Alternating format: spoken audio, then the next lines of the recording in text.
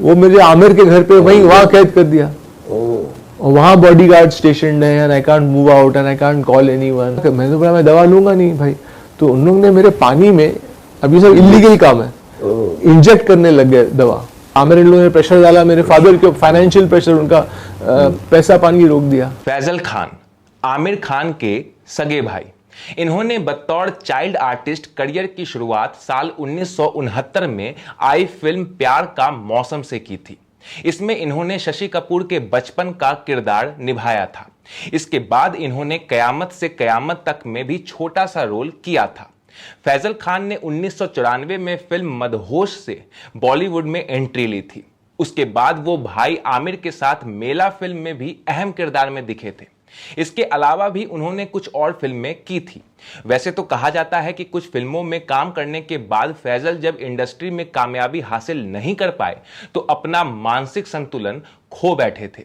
इसके बाद वो बिना बताए घर से भाग गए थे।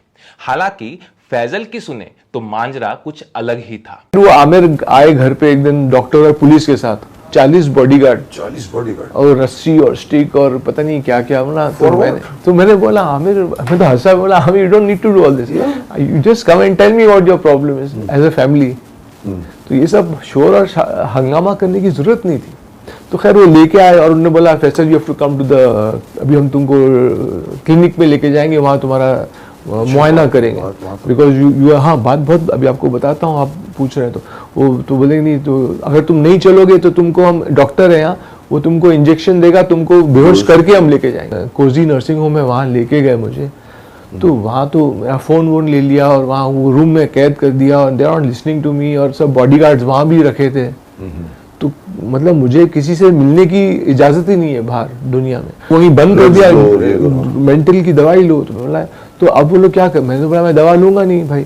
तो उन लोगों ने मेरे पानी में, अभी सब इलीगल काम है, इंजेक्ट करने लग गए दवा। और मैं सोने लग गया 20-20 घंटा वहाँ हाँ पिला दिया फोर्सफुली, पानी में इंजेक्ट करके। ये सब इलीगल काम है क्या।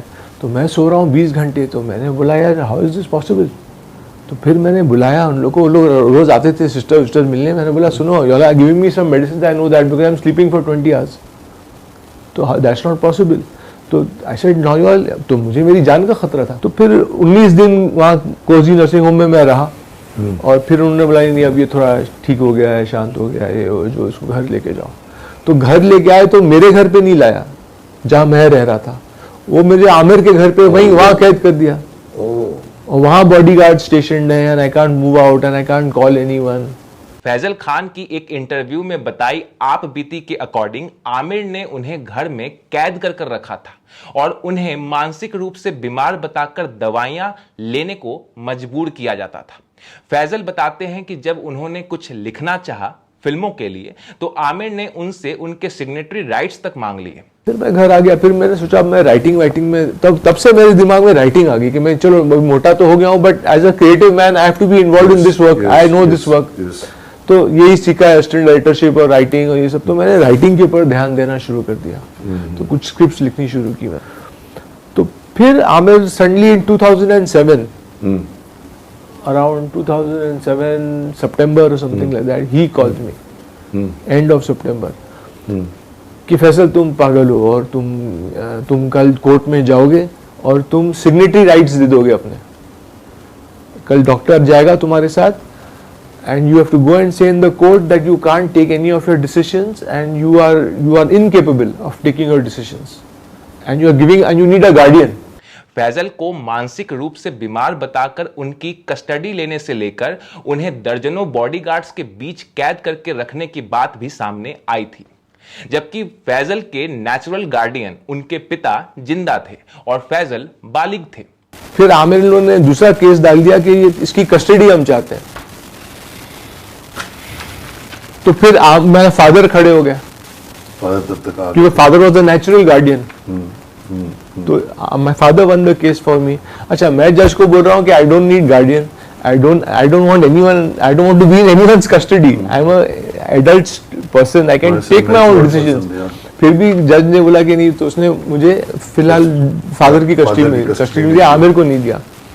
फैजल ने आमिर पर और भी आरोप लगाए हैं, सुनिए। 20 दिन में मेंटल हॉस्पिटल में रहा, जनरल वार्ड में, जनरल वार्ड में। वहाँ खाना खाता था जनरल, बॉम्बे में जे हॉस्पिटल की, जो वहाँ टेस्ट कर रहे हैं, ये कर रहे हैं, वो जो भी नॉर्मल एक उनका प्रोसीजर होता है। मेरे फादर ने एक दिन बैकआउट कर दिया बिकॉज आमिर इन लोगों ने प्रेशर डाला मेरे फादर के, फाइनेंशियल प्रेशर, उनका पैसा पानी रोक दिया, तो वो टूट गए। तो फिर फादर ने आके बोला एक दिन कि नहीं भाई, I am lifting my hands, I can't take his custody. फिर मैंने जज को फिर से बोला भाई I can take my own decisions. तो जज देख रहा था इतने महीने से जब से केस चल रहा था, I was handling everything and all that. तो he said okay let you stay alone, you don't need custody. तो उसने मुझे अलोन रहना शुरू किया। तो मिस्टर परफेक्शनिस्ट, जिनकी ना अपनी पत्नियों से बनी ना ही अपने सगे भाई से, उनसे क्या ही उम्मीद रखें। ये माया नगरी है साहब, यहां हर किरदार मुखौटे में है।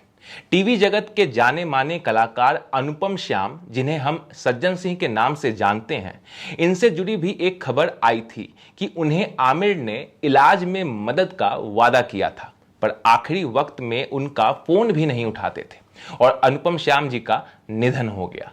ये बात उनके भाई ने मीडिया से मुखातिब होकर बताई थी।